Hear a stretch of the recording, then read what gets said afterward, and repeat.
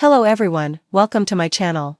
I hope everyone is having a wonderful day. Before starting the video, please go ahead and hit the subscribe button and give this video a like up. A drug Damien is slain by a dark figure with a dagger, and Phyllis walks in on it Monday, July 14, 2025. Today on The Young and the Restless, Nick and Sharon give Phyllis a warning. Lily tells Kane she and Damien are a couple, and Kane and Damien clear the air between them. In the maze, Jack is getting fed up as he and Diane get lost. Yet again. He declares this the perfect metaphor for their time with Kane, going in circles and making no progress. It's hard to believe Kane hasn't found a way to get them off the mountain, and Jack and Diane wonder where Kyle is. Diane is more concerned about who he's with. Jack trusts their son as much as he doesn't trust Audra. Diane only hopes they are out of there by winter, or this could turn into a Stephen King novel. As they continue to drift, Jack wonders what the mustache is up to. Diane doesn't want to think about that, but Jack worries that Victor could be involved in Billy making more bad decisions. Diane is starting to dread mealtime and feels like a rat going after cheese. Jack is very wary of the showman that Kane has become. Nick and Sharon warn Phyllis about Kane. Billy is drinking alone in the dining car when Phyllis joins him and jokes that she didn't recognize him without his little friend. He doesn't appreciate the humor. Phyllis remarks that they are the only two who understand the endless champagne will pay off and being trapped in paradise is hardly torture. She's sure they both have their sights set on Kane. Billy can't recall her having much of a relationship with the man, but says he was practically his brother. You hated him, Phyllis reminds him. Phyllis finds it odd that Billy didn't even recognize Kane's voice when he called. She needles that it must hurt that his mom loves Kane best. She's sure Billy wants Kane to make good on taking over Chancellor and bringing him on board. Billy asks what she's after. Phyllis says she's good and he's out of the loop. She's already had several private conversations with Ashby. Billy suggests they pool their information, but she points out he has no money or power. Sharon and Nick enter. Billy tells them Phyllis has all the information, but she's stonewalling him. I hope you brought your chisel, he jokes. Exiting, Nick and Sharon try to convince Phyllis to share whatever intel she has. Sharon reminds her they would do whatever it takes to help each other. Phyllis can't believe Sharon's holding what they went through over her head and accuses her of only looking out for Nick and his family. She declares that she has nothing, and nothing to lose. They have never been the Three Musketeers and never will be. Sharon urges Phyllis to walk away from Kane before he hurts her. When Nick points out he has trapped them all there, Phyllis mocks this. She accuses them of wanting her to support them when they have never supported her. She doesn't need friends. She needs a purpose and a paycheck, and Kane can give her both. Nick warns that Kane is going to go down. If she's tied to him, she'll go down too. Jack and Diane split up in the maze. Phyllis jogs around the maze calling for Carter. She runs into Jack and Diane, who are still lost. They don't know how they can keep getting lost. Phyllis suggests that could be the point. Maybe someone is trying to freak them out. This feels like a trap.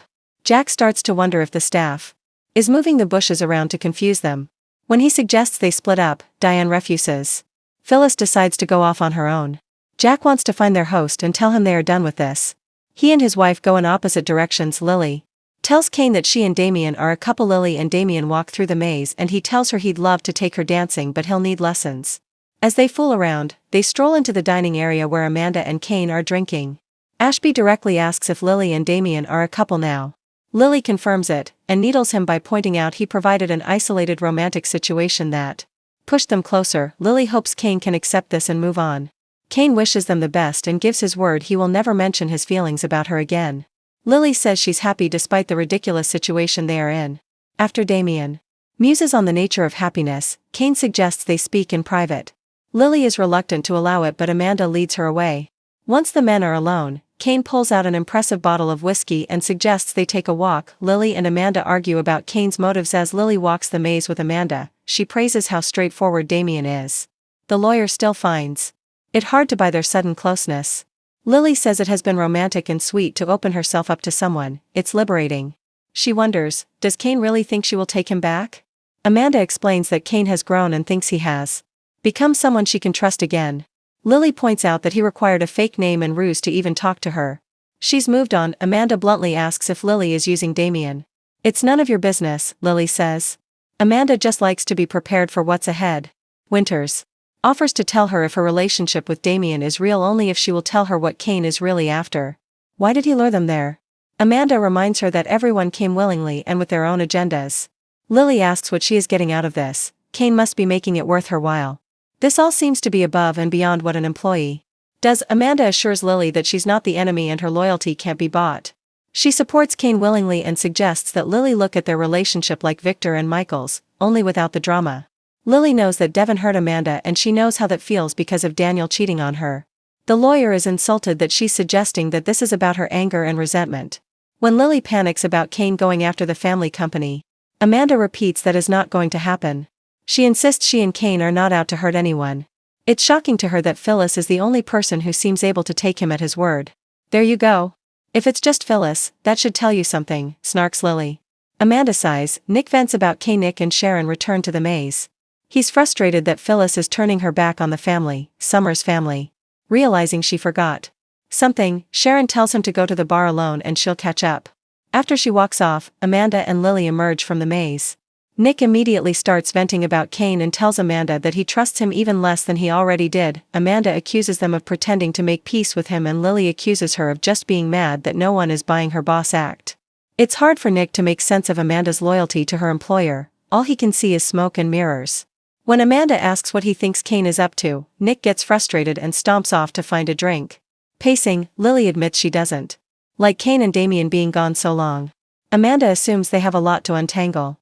Lily assumes they are fighting about her.